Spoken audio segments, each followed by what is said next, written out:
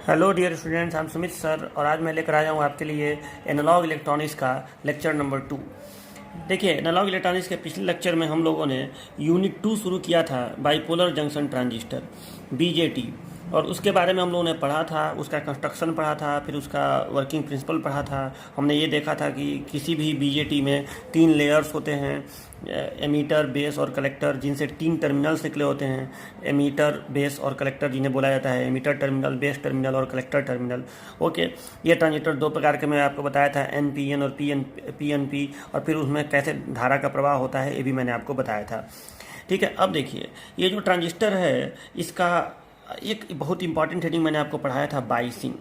और बाइसिंग के बारे में मैंने आपको बताया था कि ट्रांजिस्टर में धारा का प्रवाह कराने के लिए, जैसे ट्रांजिस्टर में आगे चल के आपको पता चलेगा कि ट्रांजिस्टर का प्रयोग करके हम लोग एम्पलीफायर बनाते हैं या स्विच बनाते हैं, ठीक है, या और भी कुछ बनाते हैं। तो उसके लिए ट्रांजिस्टर की बाइसिंग करनी पड़ती है। बाइसिंग कैसे करते हैं तो इसका मैंने आपको रूल बताया था कि एकदम इसको याद कर लीजिए कि एमीटर बेस जंक्शन जो है वो फॉरवर्ड बायस में होना चाहिए और कलेक्टर बेस जंक्शन वो रिवर्स बायस में होना चाहिए। ये मैंने आपको बताया था, ठीक है।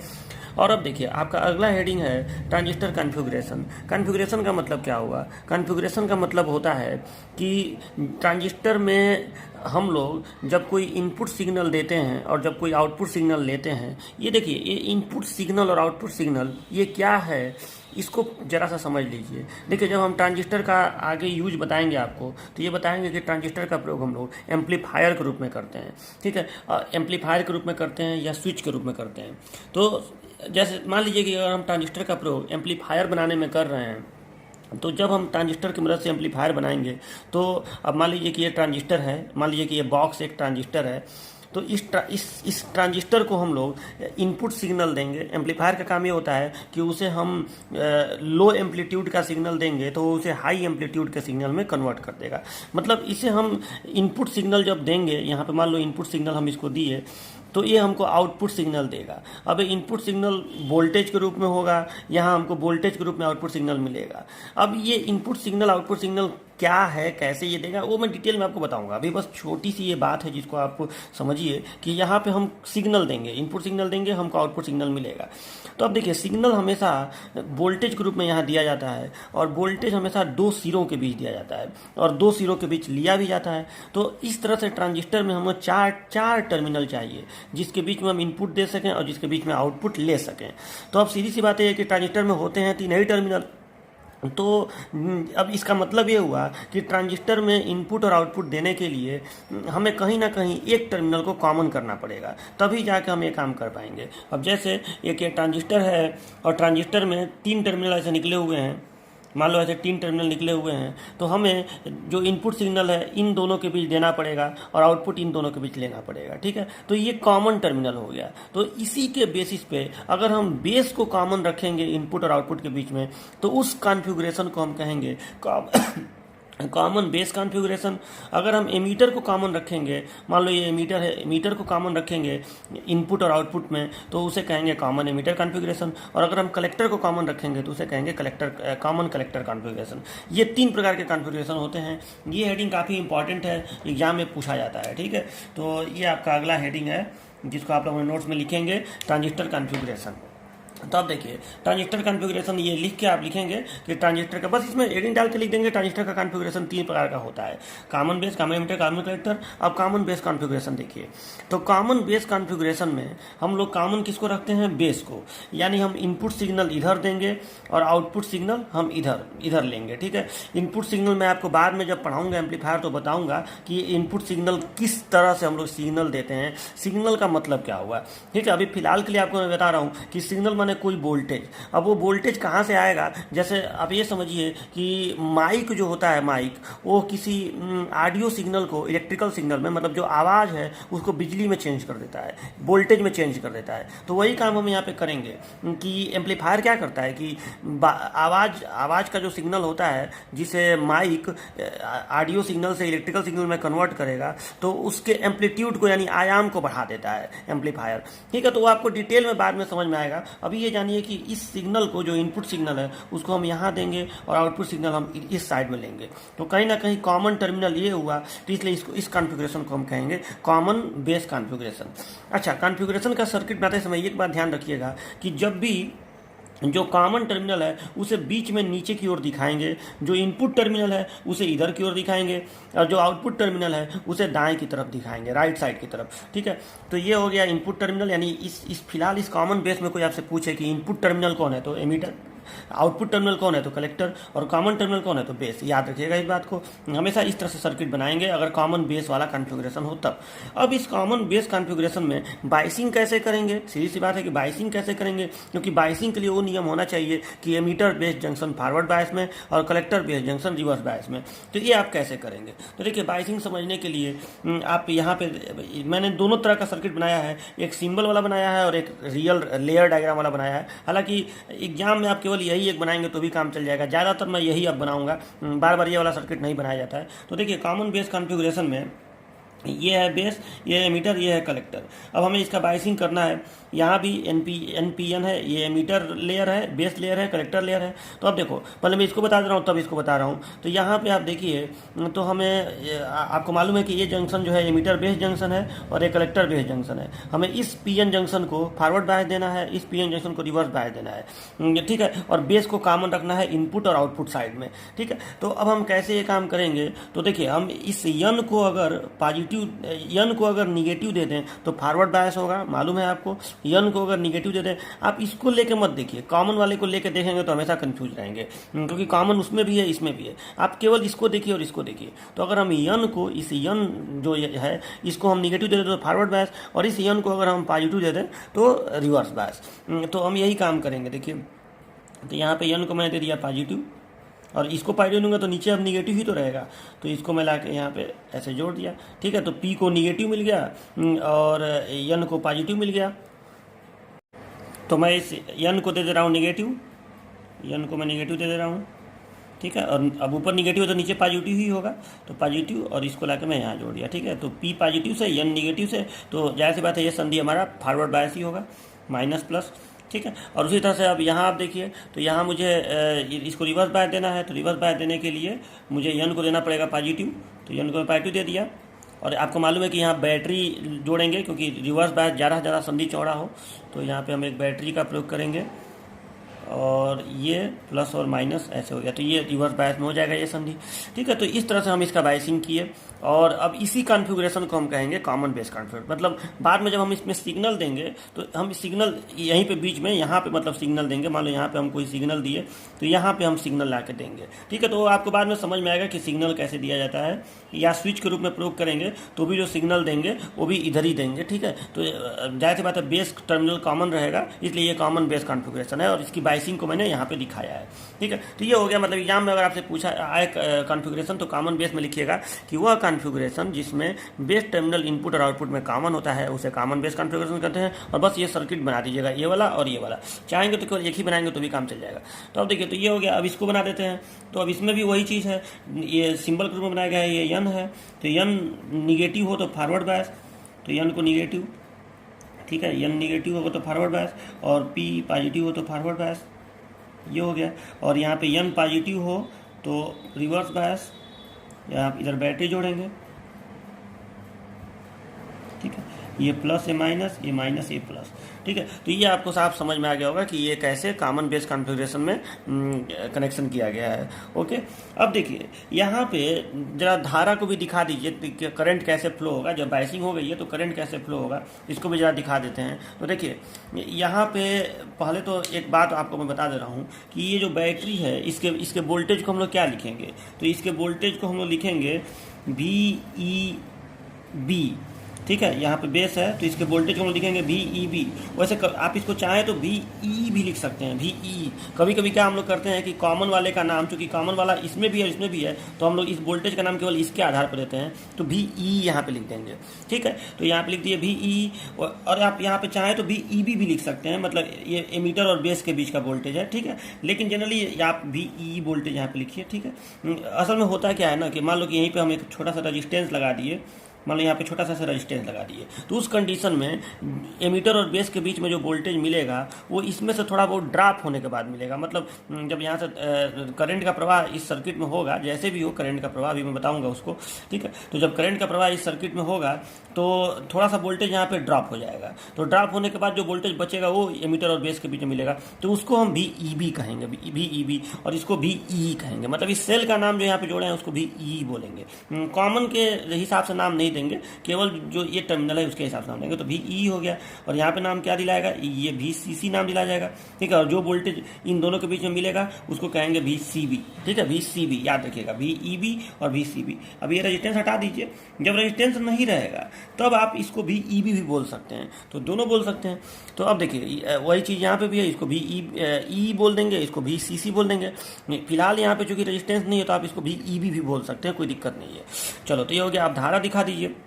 जो देखिए हमेशा एनपीएन ट्रांजिस्टर पर मैं जो भी कॉन्फ़िगरेशन दिखाऊंगा एनपीएन पर दिखाऊंगा, क्योंकि मैं लास्ट टर्म पे आपको बताया था कि ज़्यादा प्रयोग एनपीएन ट्रांजिस्टर ही होता है। तो देखिए एनपीएन में इससे धारा निकलता है बाहर, तो इससे धारा बाहर निकलता है, बाकी दोनों से अंदर जाता है। तो यहाँ से धारा अंदर जाएगा, ये आप याद कर लेंगे, और यहाँ से धारा अंदर जाएगा, ठीक है। इसी तरह से इससे धारा बाहर निकलेगा और बाकी दोनों से अंदर ही जाएगा, बेस से अंदर IB और कलेक्टर से अंदर IC, ठीक है। अब इसमें एक बात सुन लीजिए, इस टर्मिनल को हम कहेंगे इनपुट टर्मिनल, इस टर्मिनल को कहेंगे आउटपुट टर्मिनल, इसको कहेंगे कॉमन टर्मिनल। मतलब अगर टर्मिनल का नाम कोई लिखे तो आप एमीटर टर्मिनल को कहेंगे इनपुट टर्मिनल, यहाँ पे इनपुट टर्मिनल एमीटर है, आउटपुट टर्मिनल कलेक्टर है, और कॉमन टर्मिनल बेस है। अच्छा, कोई आपसे कहे इनपुट करंट कौन है, तो आप इसको कहेंगे इनपुट करंट, क्योंकि ये इनपुट टर्मिनल का करंट है, ठीक है। तो I जो है यहाँ पे ये इनपुट करंट है, ठीक है। मतलब कोई आपसे कहे इनपुट करंट कौन सा है तो I, आउटपुट करंट कौन सा है IC, इनपुट वोल्टेज कौन सा है तो इनपुट वोल्टेज आप इसको कहेंगे VEB को कहेंगे, एमीटर और बेस के बीच के वोल्टेज को आप कहेंगे इनपुट वोल्टेज, और कलेक्टर बेस के बीच के वोल्टेज को कहेंगे आउटपुट वोल्टेज। ये बात याद रखिएगा, ठीक है। तो ये हो गया आपका कॉमन बेस कॉन्फ़िगरेशन, ठीक है। यहाँ पे मैं नो तो लिख भी दे रहा हूँ कि इनपुट करंट कौन सा कहलाएगा IE, और आउटपुट करंट कौन सा कहलाएगा IC, इनपुट वोल्टेज कौन सा कहलाएगा VEB, ठीक है। और आउटपुट वोल्टेज कौन सा कहलाएगा VCB। पहले C लिखेंगे फिर B लिखेंगे, पहले आउटपुट टर्मिनल फिर कॉमन का नाम लिखेंगे। तो आउटपुट वोल्टेज कौन सा कहलाएगा VCB। तो ये हो गया आपका कॉमन बेस कॉन्फ़िगरेशन। तो ये पहला हो गया कॉमन बेस कॉन्फ़िगरेशन। अच्छा, इसमें धारा के प्रवाह की दिशा को भी आप देख सकते हैं कि देखिए यहाँ से धारा ऐसे IC निकलेगा, ऐसे अंदर जाएगा, यहाँ से धारा IB निकलेगा, ऐसे अंदर जाएगा, ये दोनों धाराएं आके यहाँ मिल जाएंगी और दोनों मिल के IE बन के इधर आ जाएंगी, ठीक है।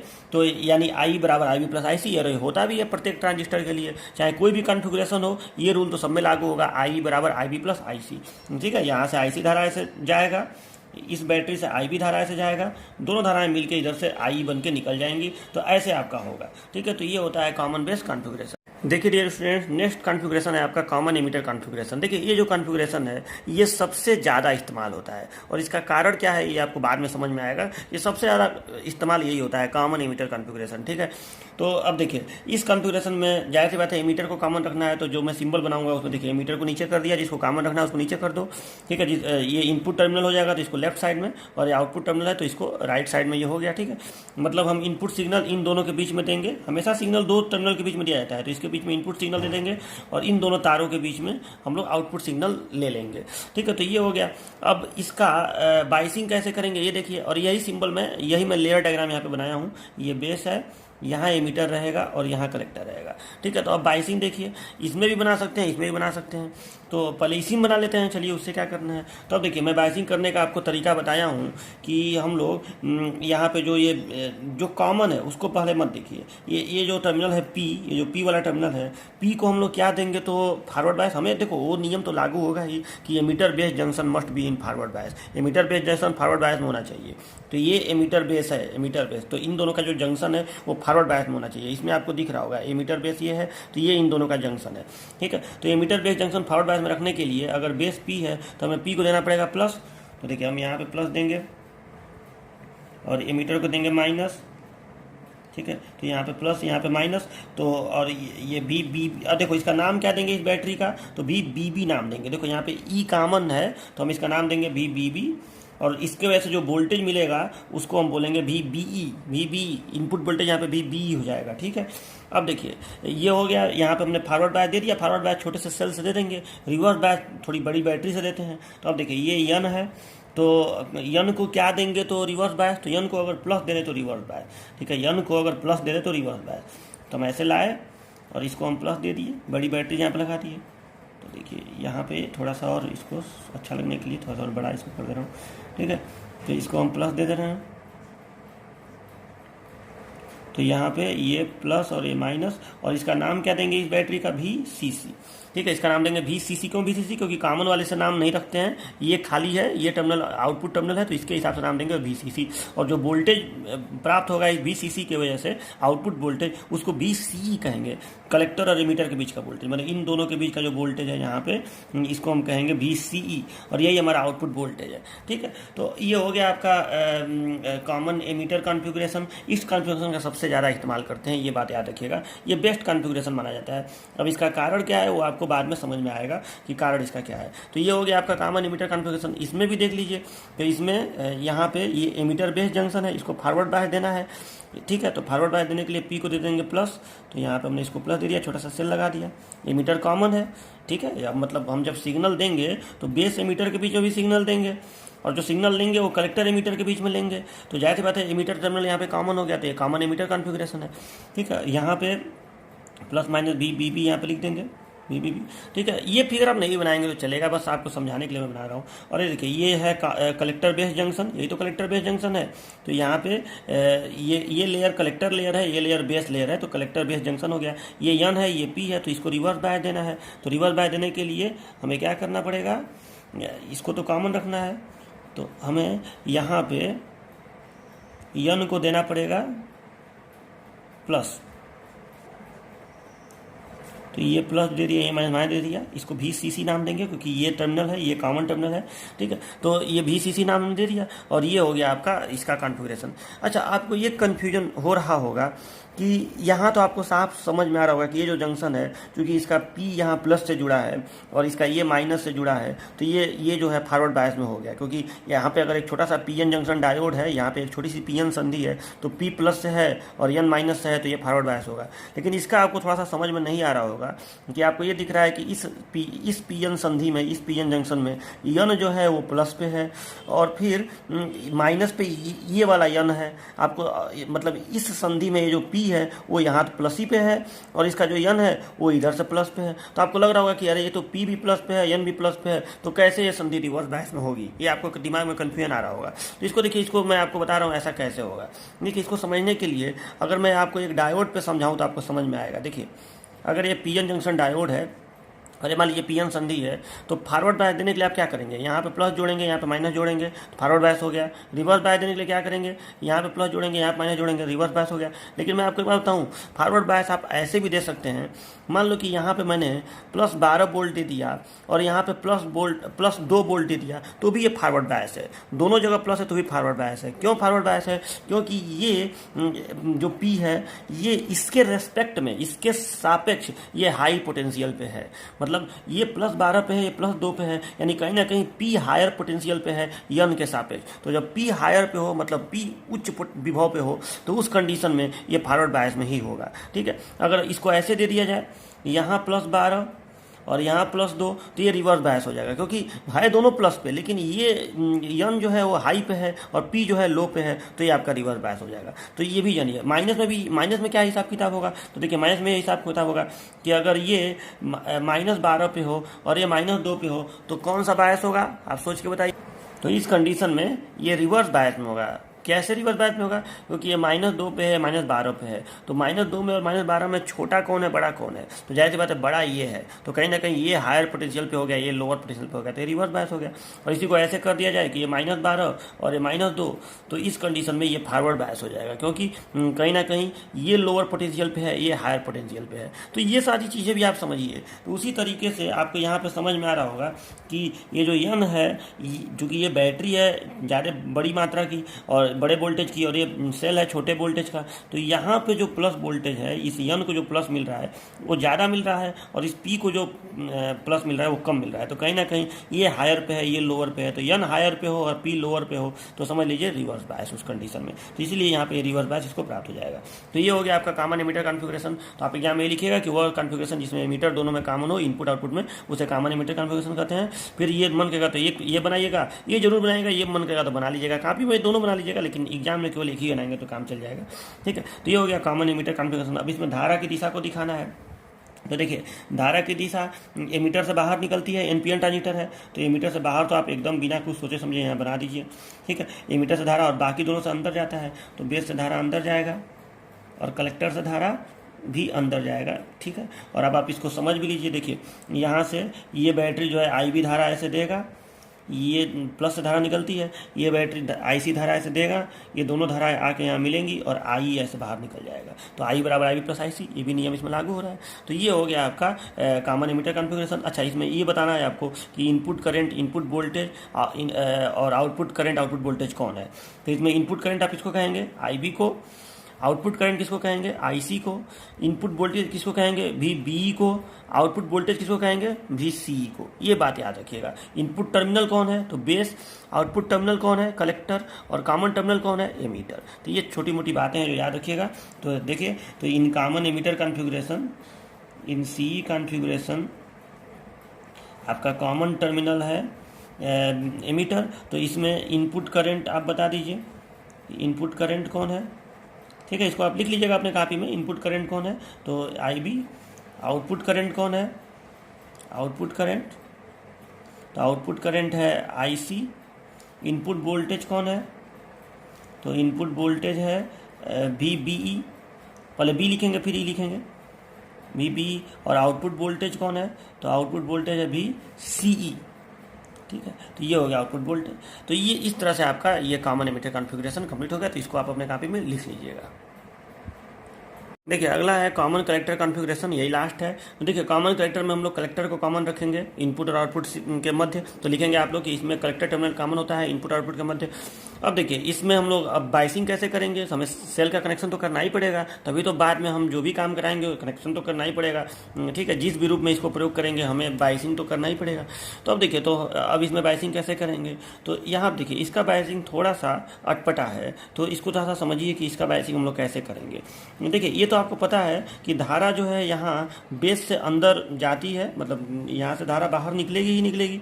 ये तो चाहे कोई भी कॉन्फ़िगरेशन हो ये नहीं चेंज हो सकता है। एनपीएन है तो एमीटर से धारा बाहर निकलेगा, बेस से अंदर जाएगा और कलेक्टर से भी अंदर जाएगा। ठीक है, ये इतना तो होगा ही होगा। तो बेस से धारा अंदर जाने के लिए बैटरी का प्लस बेस से जुड़ा होना चाहिए। तो यहाँ श्योर है कि बैटरी का प्लस यहाँ जुड़ा रहेगा। पहले इस पर देखिए, तो यहाँ श्योर है कि यहाँ से धारा अंदर जाना है, यहाँ से धारा एमीटर से बाहर निकलना है और यहाँ कलेक्टर से अंदर जाना है, यही चीज़ इसमें होना है। ठीक है, हमेशा कॉमन को नीचे दिखाते हैं, बेस को इस साइड में, और जो आउटपुट टर्मिनल होता है इनपुट टर्मिनल को इस साइड में, आउटपुट को दाहिने साइड में, इधर दाहिने साइड हो गया। ठीक है, तो अब देखिए, तो यहाँ पे अगर हम लोग बैटरी का प्लस तो जोड़ना ही पड़ेगा, सीधी सी बात है, सेल का प्लस यहाँ जोड़ना पड़ेगा। और रूल इसमें लागू होगा कि collector base junction reverse bias में और emitter base junction forward bias में। वो रूल तो सबके लिए लागू होगा कि emitter base junction forward bias में और collector base junction reverse bias में। तो अब देखिए यहाँ पे हम लोग क्या करेंगे कि अगर हम लोग, आप ध्यान से देखिए, तो यहाँ पे हम एक छोटा सा सेल, मतलब इसको हम देना तो वैसे रिवर्स बायस है, लेकिन फिर भी अगर हम एक छोटा सा सेल यहाँ पे जोड़ें तो रिवर्स बायस तो हो जाएगा कैसे भी करके। तो रिवर्स बायस थोड़ा कम ही रिवर्स बायस होगा, लेकिन रिवर्स बायस हो जाएगा। तो अब देखिए, तो अब यहाँ पे मान लीजिए कि हमने इसको प्लस दिया और इसको माइनस दिया, तो अभी आपको ये लग रहा होगा कि सर रिवर्स बायस कैसे होगा, क्योंकि यहाँ पे पी है, पी को हमने दिया प्लस और यन को दिया माइनस, दिए तो फॉरवर्ड बायस हो गया। लेकिन अभी मैं दे रहा हूँ, अभी रुक जाइए, रिवर्स बायस ये होगा। रिवर्स बायस इस तरह से तो नहीं समझ में आएगा, लेकिन अभी देखिए मैं क्या कर रहा हूँ। अब यहाँ देखिए, अब हम लोग क्या करेंगे कि ये जो एमीटर बेस जंक्शन है, मतलब ये वाला जो जंक्शन है, हमको इसको देना है forward bias. Emitter base junction ये है, ठीक है, ये एमीटर है, ये बेस है, तो ये एमीटर बेस जंक्शन इसको फॉरवर्ड बायस देना है। तो हमको इसको फॉरवर्ड बायस देने के लिए इस यन को क्या देना पड़ेगा, तो इस यन को देना पड़ेगा हमें फॉरवर्ड बायस देने के लिए, यन को देना पड़ेगा माइनस। ठीक है, तो यन को पहले माइनस दो, देखिए यन को हमने माइनस दिया और यहाँ पे हम एक बड़ी सी बैटरी लगाएंगे, इसको माइनस, इसको प्लस, इसको माइनस, इसको प्लस। ठीक है, अब देखिए थोड़ा सा इसका अलग तरीके का होता है। सच पूछे तो कॉमन कलेक्टर कॉन्फ़िगरेशन काम भी अलग तरीके से करता है। इसका प्रयोग हम एम्पलीफायर बनाने में नहीं करते हैं, तो इसका तो कुछ काम भी अलग तरह का है, इसलिए इसका कॉन्फ़िगरेशन भी मतलब जो इसका बाइसिंग का तरीका है वो भी थोड़ा अलग तरह का है। तो अब देखिए, तो यहाँ हमने जोड़ा माइनस, यहाँ हमने जोड़ा प्लस। तो यहाँ अगर हमने माइनस दिया तो यन को माइनस मिलेगा, तो जाहिर सी बात है यन को माइनस मिला, तो और यहाँ से पी को प्लस मिल ही रहा है, तो इस कंडीशन में ये फॉरवर्ड बायस होना ही होना है, तो ये फॉरवर्ड बायस हो जाएगा। हालांकि यहाँ पे हम लोग फॉरवर्ड बायस वाले जगह पे हम लोग बड़ी सी बैटरी लगा रहे हैं, उससे कोई फर्क नहीं हो, फॉरवर्ड बायस हो जाएगा। ठीक है, चाहे सेल लगाइए चाहे बैटरी लगाइए। बैटरी लगाने का रीजन मैं अभी आपको बता रहा हूँ। तो अब देखिए, अब ये कैसे रिवर्स बायस होगा, क्योंकि ये कलेक्टर बेस जंक्शन है, ये कलेक्टर है ये बेस है, तो ये कैसे रिवर्स बायस में हो जाएगा। क्योंकि अभी जब मैं ये नहीं बनाया था इधर का, तो लग तो यही रहा था ना कि पी प्लस से जुड़ा है और एन माइनस से जुड़ा है, तो ये भी फॉरवर्ड बायस हो जाएगा, लेकिन ऐसा होगा नहीं। देखिए, पी तो यहाँ प्लस से जुड़ा है, मैं भी मानता हूँ, लेकिन यहाँ पे जो ये यन है, यहाँ पे जो यन है ये जुड़ा है, ये जो यन है ये माइनस से जुड़ा है, और यही यन इधर से प्लस से जुड़ा है, और ये बैटरी है और ये सेल है। मतलब यहाँ पे सपोर्ट है कि अगर ये 12 वोल्ट की बैटरी हो तो कहीं ना कहीं इस साइड से इसको प्लस 12 वोल्ट मिलेगा, और ये छोटा सा सेल है, मान लो ये 2 वोल्ट का है, तो इस साइड से इसको माइनस 2 वोल्ट मिलेगा। तो प्लस 12 वोल्ट और माइनस 2 वोल्ट टोटल होके इसको कितना मिलेगा, तो इसको मिलेगा प्लस 10 वोल्ट, माने यन को मिलेगा प्लस 10 वोल्ट। अरे ये दोनों वोल्टेज जब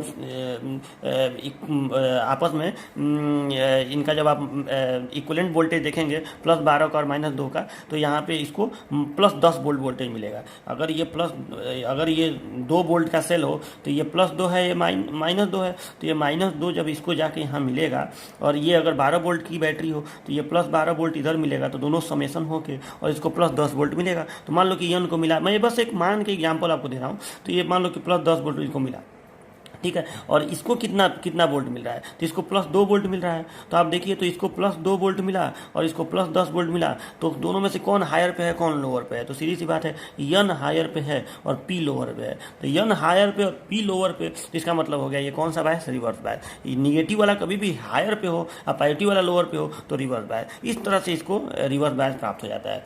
तो आपको ये भी समझ में आ गया होगा कि क्यों इसमें यहाँ हम लोग बैटरी जोड़ेंगे, मतलब क्यों फॉरवर्ड बायस देने के लिए बैटरी जोड़ेंगे, और कैसे रिवर्स बायस देने के लिए हम लोग छोटा सा सेल जोड़ेंगे तो हो जाएगा। ठीक है, तो ये होता है आपका कॉमन कलेक्टर कॉन्फ़िगरेशन। अब यही फिगर इधर भी बना देंगे। ठीक है, तो इसमें इस तरह से आप देख के मत चलिएगा कि अरे पी है तो यहाँ पे प्लस होगा, और मतलब यहाँ पे पी है तो फॉरवर्ड बायस देने के लिए हम लोग यहाँ पे प्लस देंगे तो लगेगा कि यहाँ पे फॉरवर्ड बायस जाएगा, लेकिन यहाँ पे रियलिटी में इसको रिवर्स बायस देना है, क्योंकि ये कलेक्टर बेस्ड जंक्शन है। तो आप लोग इसको ऐसे करके मत चलिएगा। ठीक है, तो यहाँ पे बस ये देखिए कि ये पी है जिसको हम लोग प्लस देंगे, ये यन है तो इसको माइनस देंगे, लेकिन अब सोचने पे लगेगा अगर इतना ही बनाओ कि अरे ये तो कलेक्टर बेस जंक्शन को फॉरवर्ड बायस मिल गया, लेकिन बाद में जब ये बनेगा तो आपको समझ में आ जाएगा। ये यन है, हमको इसको फॉरवर्ड बायस देना है, तो इसको हम देंगे माइनस और इसको देंगे प्लस, लेकिन यहाँ पे बैटरी जोड़ेंगे, और ये जब यहाँ आके कनेक्ट होगा, ठीक है, तो ये ऑटोमेटिक इसको रिवर्स बायस दिलवा देगा,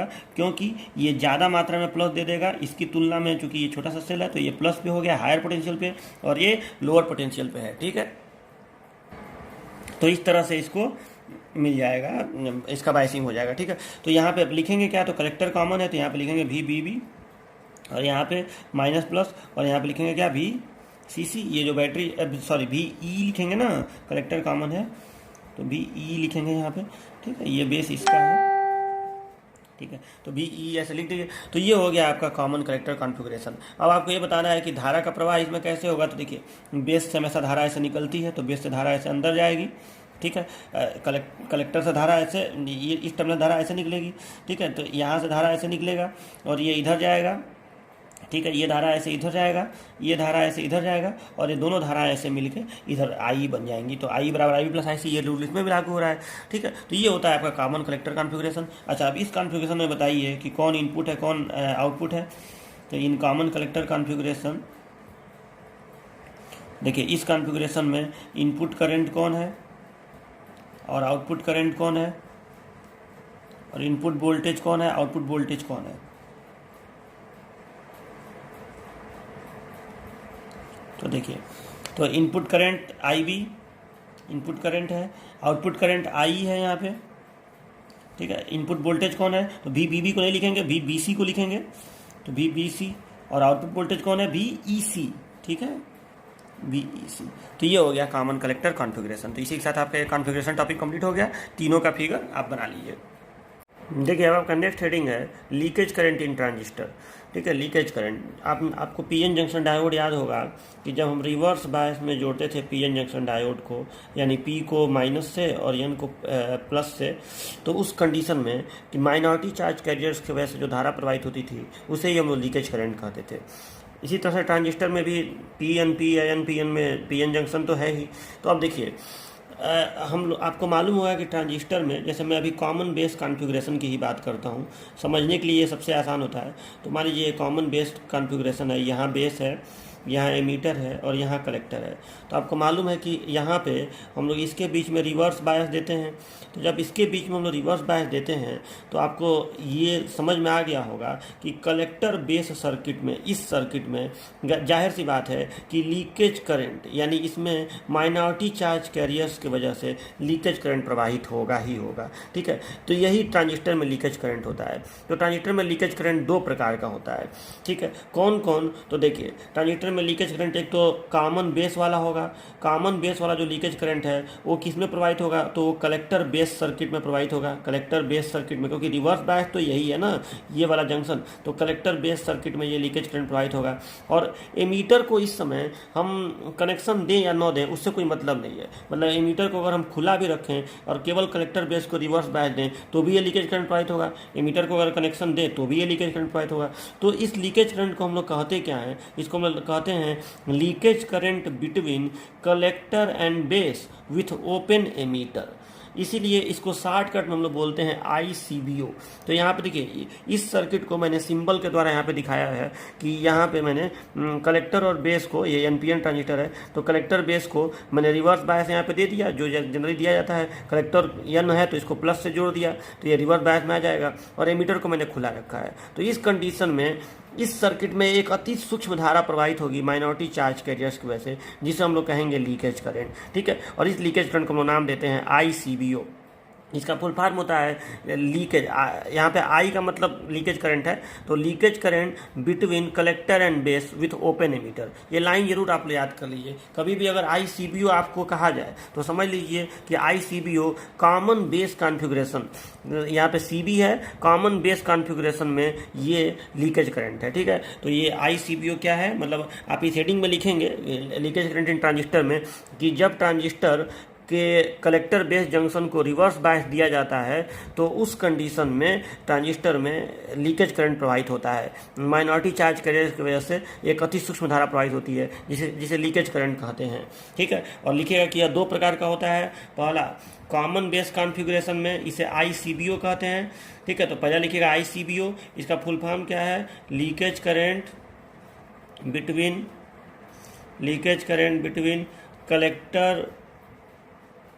collector and base with open ammeter.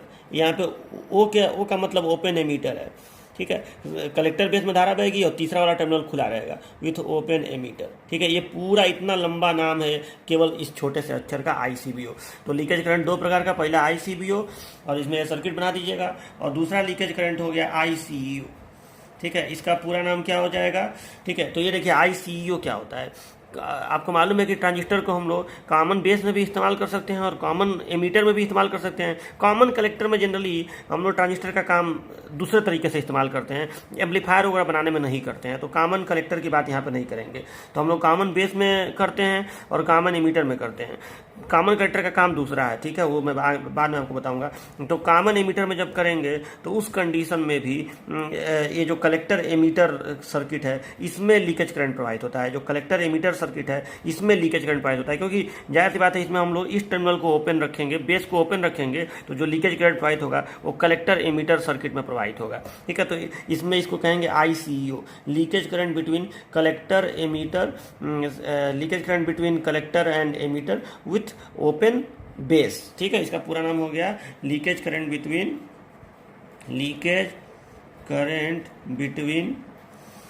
Collector and emitter with open base.